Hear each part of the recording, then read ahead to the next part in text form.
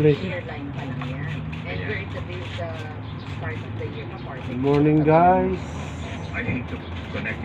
Itong gupit natin ngayon guys. Low feed. Low feed ni guys. Low feed ni guys. Low feed.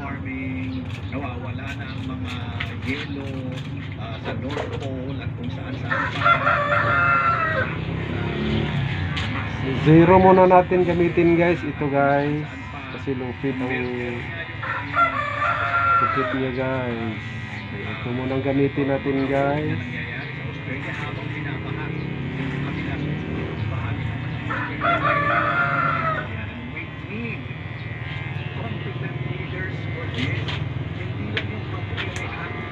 Post ko nila na post na mayong ko low feed ni guys, low feed. Kasi nga yung mararanasan natin in the future, it's like this, paano natin ito hinahangganan natin yung sarili natin dyan. Which brings us to our topic of the day. What's wrong with Filipino voters? Education lang ba? Filipino Ito naman po ay hindi lahat. Siyempre, pero ang ating napupunan, ang problema ng botanting Pinoy, one, walang malinaw na pamantayan para sa mga kabayan na tinatawag na public. Low feed ni guys. Gamitan natin ang number 2 guys. Number 2 guys. Sige dito.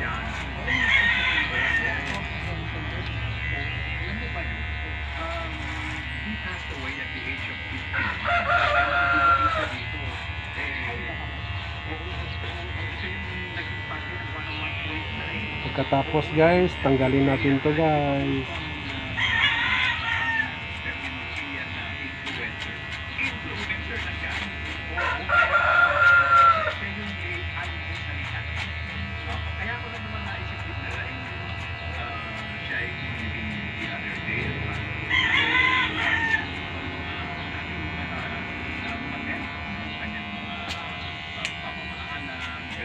One and a half to guys. Ito 1 and a half.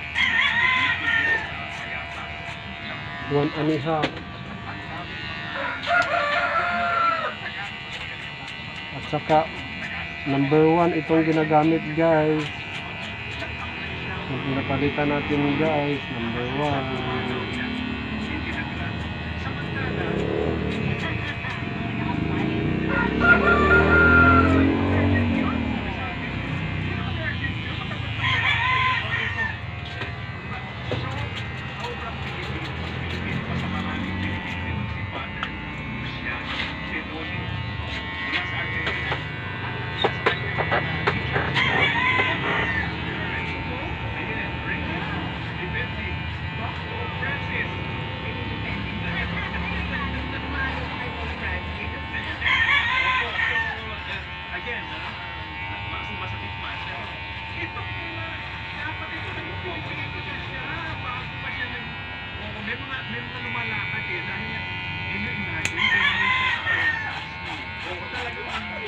One and a half na naman guys.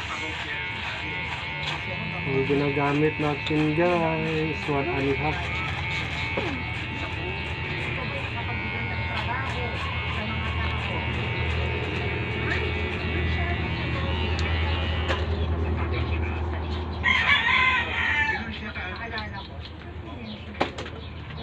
Kailangan guys, ang kamay natin magaan, hindi mabigat, hindi ibiin masyado para hindi masaktan ang ginugupitan guys. Ito guys, tanggalin natin ito guys.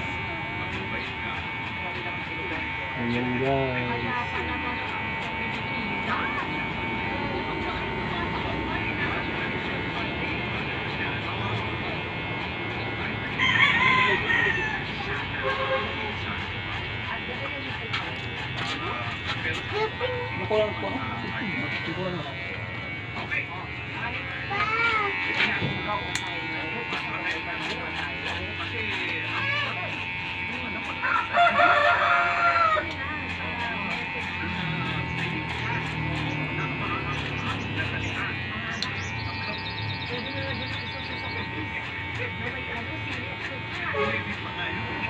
Sili, suka, sili.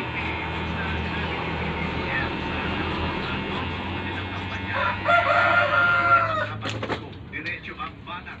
Ayan guys, malapit na tayong matapos guys. Tapos guys, itong gamitin natin yung pang-limit. Yan.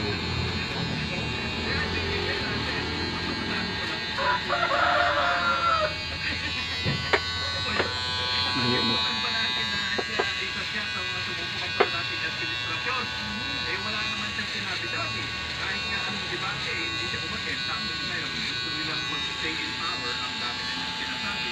Unahin niyo muna sana ayusin yung problema ng bansa. Wala namang pinagkaiba yung pa ng present administration. To be honest, mas naghihirap mga tao ngayon sa kanya. My goodness. Madali lang bigas. Meron tayong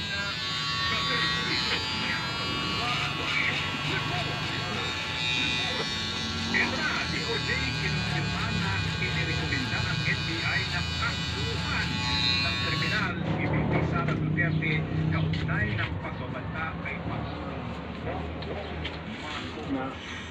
Wala nga. Nagbanta si Bongbong Ayaw. Marcos naman. Ayan Si Duterte guys. kay Bongbong Marcos. Ginagamit ng NBI. Kasi power niya. Parang gawa-gawa lang. Tapos. Pagkatapos guys, ito guys, tanggalin natin ang mga naka-usli guys.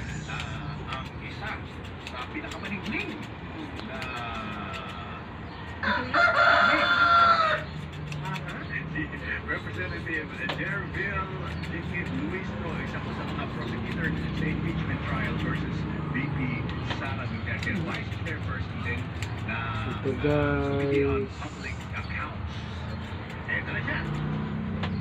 lagyan natin ng kuan guys, gamitan ng gunting guys. Wow.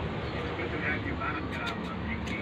So, Congresswoman, as usual, ang pinag-usapan pa rin sino daw ang may sinasabi. Prosecutor, impeachment trial.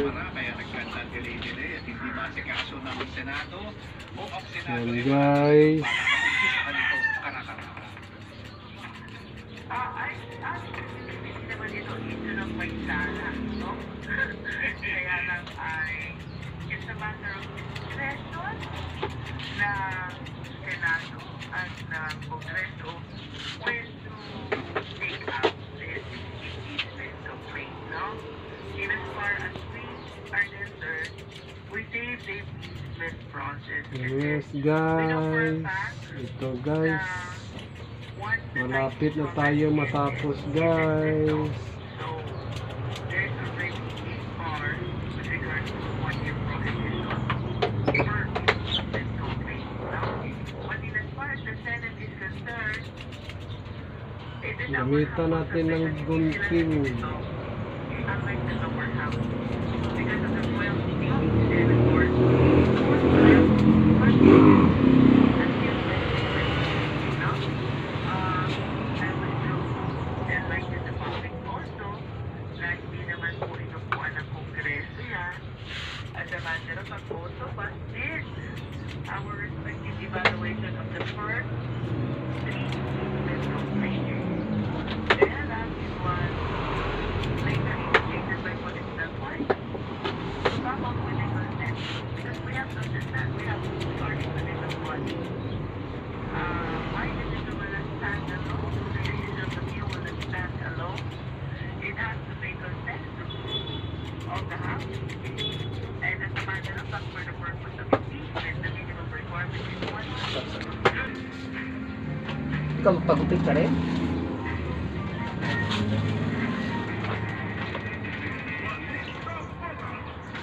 Si Daidigan dito nagpagupit sa kabila, oh.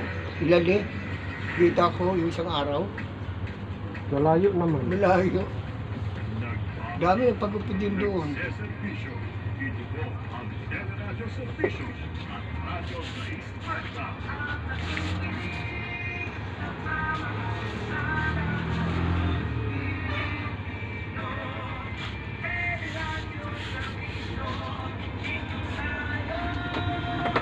Kaya ako.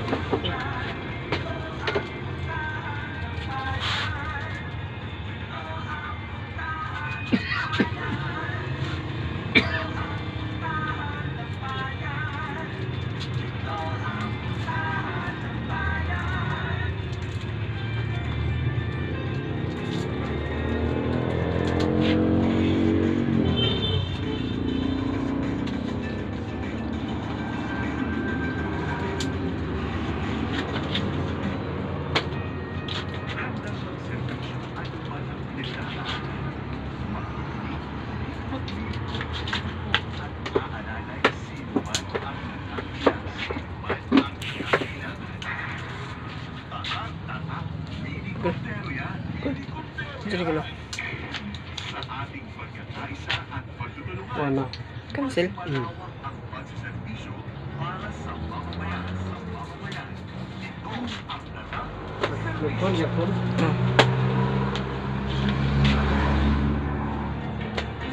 Tapos na guys. Ang gupit natin guys. Ito guys, tapos na. Maraming salamat sa Ayan lahat ng guys. serbisyo natin na tungkol sa pag-aalaga ng kanilang kalusugan at pagkisaya sa ating bago sa eskwela. Puntahan ang bayan sa Barangay 201, Pasay City. Stop na. Abangan